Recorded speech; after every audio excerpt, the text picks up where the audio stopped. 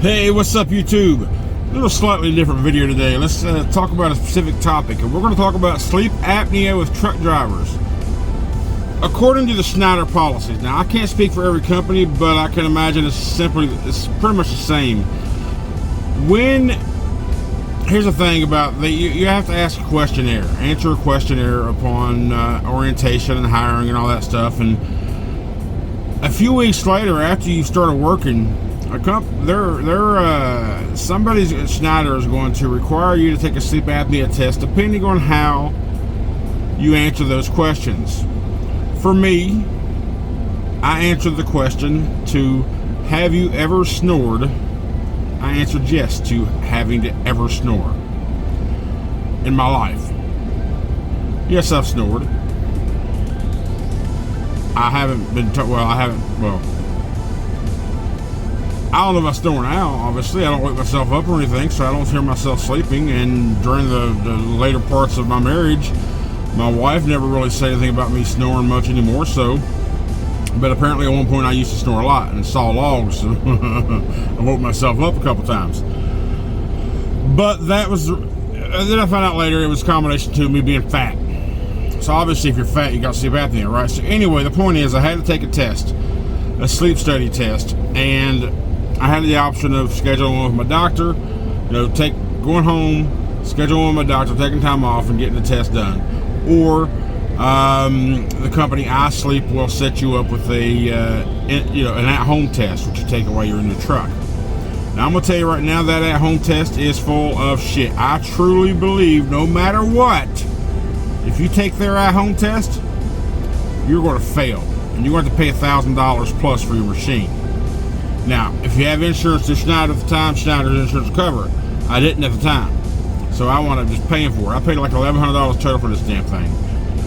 It had like 13 something a week from you, and after a while, I was like, just take $50 a week. Just get this shit paid off. So anyhow, and once you get diagnosed with that, you can't just leave the company and go elsewhere, because once they diagnose you, it's attached to your DOT medical, it's attached to your driver's license, and all that stuff has to be accounted for each year in your medical, your DOT physical. You have to. Now the requirements through FMCSA, DOT rules and all that is you have to use the sleep apnea machine a minimum of 4 hours a night, 70% of the time. So what that means is, even though you might use it 8 or 9 hours, it's not an average of 4 hours. It's minimum 4 hours per night, 70% of the time. So in a month-long span, you can legally miss 9 days before you break that 70% compliance number. But when you use it, you have to use it for 4 hours or more every night. Not an average, just every night, minimum, in order to stay compliant. Now, I think this is the dumbest and the most ridiculous fake medical diagnosis ever. The problem is you can't, once you're diagnosed with it, you have to, if you think it's wrong or not, you have to go to a doctor your own self. Or you have an option, you can retest with them, which you got to pay for then, or you go to your own doctor and have an actual sleep study done somewhere in a facility, wherever they do it, doctor's office, what have you, and then get those results. Now, if those results will supersede the iSleep at-home test, if it says you don't have sleep apnea, you just got to turn that paperwork in and it takes it off of you. But if you don't do that and you just deal with it, you have to use this damn machine. Now, when I really, really want a good night's sleep, I don't use the damn thing, because everything it says it promotes: sleep better, sleep more straight hours, continuous sleep without waking up in the middle of the night, feel refreshed and energized all day long, don't have to take naps through the day. Everything that it said it does for you did and still does the opposite to me. There is no benefits for this machine. I don't give a damn what anybody says. Sleep apnea is a flake of a diagnosis. It doesn't exist. But people who believe the medical world, who believe and trust doctors, they've been brainwashed to believe it's a thing. You say you're on it and you feel better, you know what? It's all in your freaking mind. I guarantee. I just can't believe it. I don't believe it. I don't believe one bit of it. The fact is, you've heard me say, do what you have to do so you can do what you want to. so you can do what you want to do. Now, I haven't taken the time to go to my MD to get an actual sleep study done to either prove this diagnosis or to debunk it so I can stop using this machine. However, it's just me. I haven't taken the time to do it. But I've gotten used to the machine, and it doesn't bother me. Once I fall asleep, not a big deal. Now, there's nights where my sinuses are all jacked up and I just can't use it, which is why you have it 9 days. And hell, when I go to a hotel, the last time I stayed in a hotel, I took it with me, but I never unpacked it. I didn't use it. So like I said, you got 9 days in the 30-day period you could miss and stay in compliance.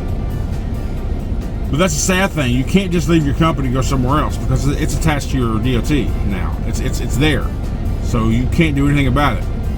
I think iSleep is a ripoff.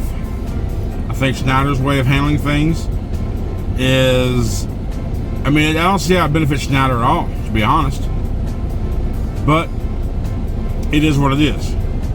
iSleep's a joke. Sleep apnea is a joke. It's a fake diagnosis. It's somewhere for somebody to get more money out of something. That's all it is, in my opinion. And I truly believe that. So I'm curious what you think about sleep apnea as a trucker.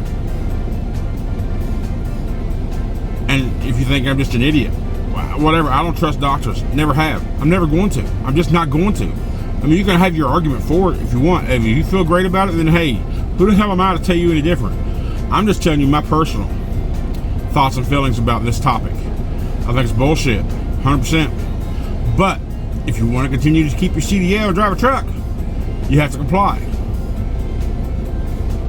That's just as simple as that. So, a little different video for today. I might do topic videos like this a little more often. But yeah, sleep apnea to me is a joke. It cost me $1,100 for that machine. I need a new mask, but that mask itself costs like $150. I use the nose pillows. I also have a full face mask, but my nose pillow, one of the strap broke right here, so I duct taped it, so it's still hanging on. Problem is that 10-foot hose, it's $12.